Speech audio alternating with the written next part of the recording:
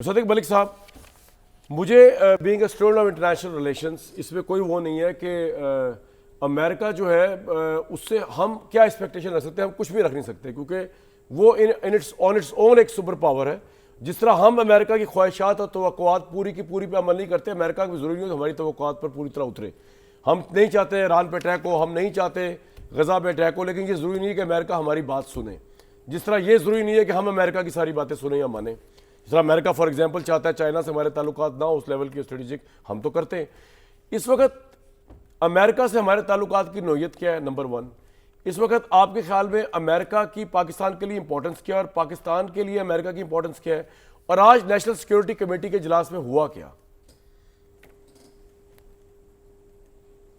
دیکھیے، دو تین چیزیں میں آپ کے سامنے رکھنا چاہوں گا. جی. پہلے تو مجھے اور بھی ایک دو جگہوں پہ لوگوں نے یہ کہا ہے اور آج بھی اس کی بازگشت سنائی دی ہے کہ پاکستان اگلا ہدف ہوگا، پاکستان اگلا نشانہ ہوگا. تو خالہ جی کا باڑا ہے کہ پاکستان اگلا نشانہ ہوگا. کسی نے آج تک دو نیوکلیئر سٹیٹس کے درمیان میں جنگ کبھی دیکھی ہے؟ پاکستان نے جو نیوکلیئر دھماکے کیے تھے وہ کس لیے کیے تھے؟ اور نیوکلیئر کی بات تو چھوڑ دیں، اسرائیل تو اس مرتبہ بھی بھارت کے ساتھ تھا. ہم نے جتنے ڈرون گرائے ہیں وہ سارے کے سارے ڈرون جو تھے وہ اسرائیلی تھے. تو اس دفعہ کیا بگاڑ لیا انہوں نے ہمیں اسی طرح جنگ سے پہلے بھی لوگ کہتے تھے کہ 7ویں بڑی آرمی، 7 گنا بڑی آرمی، 10 گنا زیادہ پیسے خرچتے ہیں. تو کیا حال ہوا وہ 7 گنا بڑی آرمی کا یا 10 گنا زیادہ پیسے خرچنے کا؟ اس وجہ سے میں یہ سمجھتا ہوں کہ ہمیں یہ کانفیڈنس ہونا چاہیے کہ ہم اپنی سرحدوں کا بھی اور اپنے بچوں کا کی حفاظت کرنا جانتے ہیں. اور میں کوئی نیوکلیئر تھریٹ نہیں دے رہا. میرے سے ایک صحافی نے یہ جو ہمارا دورہ تھا اس درمیان میں پوچھا کہ جی یہ کب آپ کے خیال میں ایسکلیشن جو ہے وہ نیوکلیئر ہو جائے گی؟ میں نے کہا ہم سے کیوں پوچھتے ہو؟ پوچھو ان سے جن کو مار پڑی ہے. ہم تو کنونشنل وارفیئر میں ہی ان کی ایسی کی تیسی پھیر دیں گے. تو ہمیں کیا ضرورت ہے آپ کے ساتھ کوئی نیوکلیئر بات کرنے کی؟ افسر جو میرے سوالات تھے اس پہ آ جاتے ہیں. جن کے جہاز گر رہے ہیں ہمارے میں یہ بات جو ہے حتمی طور پہ یہ بات کلیئر کرنا چاہتا ہوں کہ کسی کے ذہن میں یہ ابہام نہ ہو کہ پاکستان اگلا ٹارگٹ ہے. پاکستان نہ ٹارگٹ تھا، نہ ٹارگٹ ہے، نہ ٹارگٹ کبھی ہوگا، کیونکہ پاکستان اپنا دفاع کرنا جانتا ہے. اور 2 دفعہ پچھلے 2-3-4 سال میں ہم ڈیمنسٹریٹ کر چکے ہیں کہ ہم کنونشنلی اپنی حفاظت کر سکتے ہیں. سر یہ آپ کا پوائنٹ آ گیا، ریپیٹڈلی آ گیا صدیق صاحب، بالکل آ گیا. جی.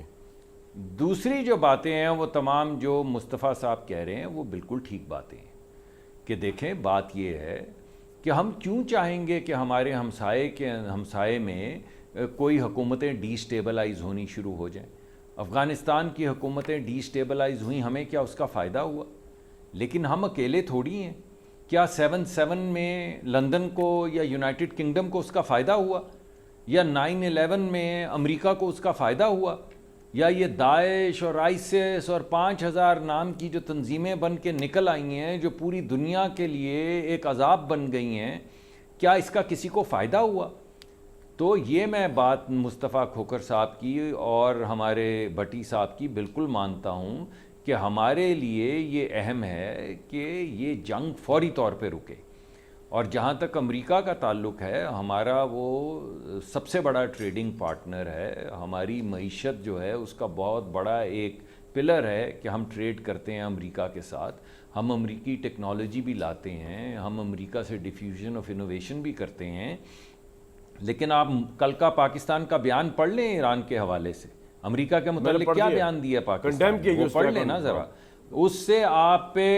اس سے آپ پہ کلیئر ہو جائے گا کہ ہماری پوزیشن امریکہ کے حوالے سے اور اسرائیل کے حوالے سے اور ایران کے حوالے سے کیا پوزیشن ہے ہماری پوزیشن ایبسلیوٹلی کلیئر ہے.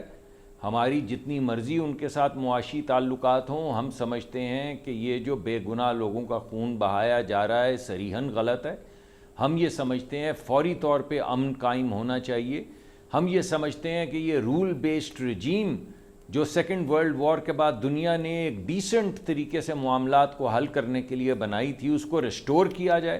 اور یہ یونی لیٹرلزم جس کے ذریعے جو وائلڈ ویسٹ بنا دو کہ جس کے پاس طاقت ہو وہی دھکم پیل کیے جائے اور اسی کا کے اصول چلتے رہیں، یہ نہیں سر چلے صدیق صاحب، یہ بالکل نہیں چلے گا۔ آج قومی پاکستان سلامتی نے اس کو کمیٹی کے condemn کیا ہے۔ اندر امریکہ کا رول ڈسکس ہوا، اسرائیل کا ڈسکس ہوا، انڈیا کے خطرے کے متعلق بات ہوئی، تھوڑا اگر آپ بتانا چاہیں کیونکہ آپ موجود تھے ادھر۔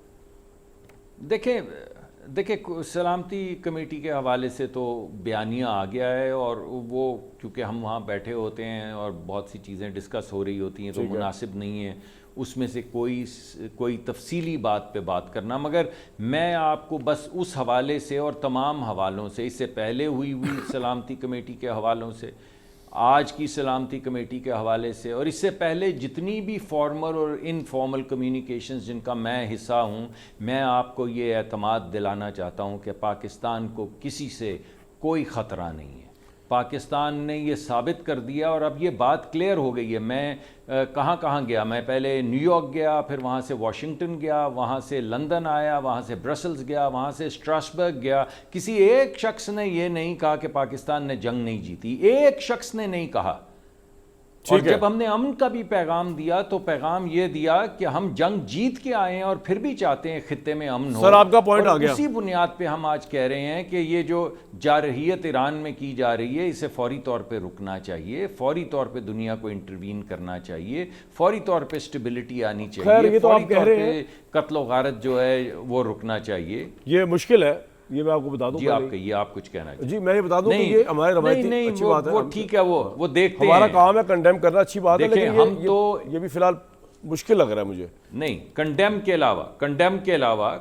کے علاوہ آپ کو یاد ہوگا کہ جب فیلڈ مارشل صاحب کی ملاقات ہوئی ہے امریکی صدر سے، اور جب وہ باہر انہوں نے جو بیان دیا اس میں انہوں نے کہا کہ یہ پاکستان ہم سے زیادہ اچھے سے ایران کو سمجھتا ہے۔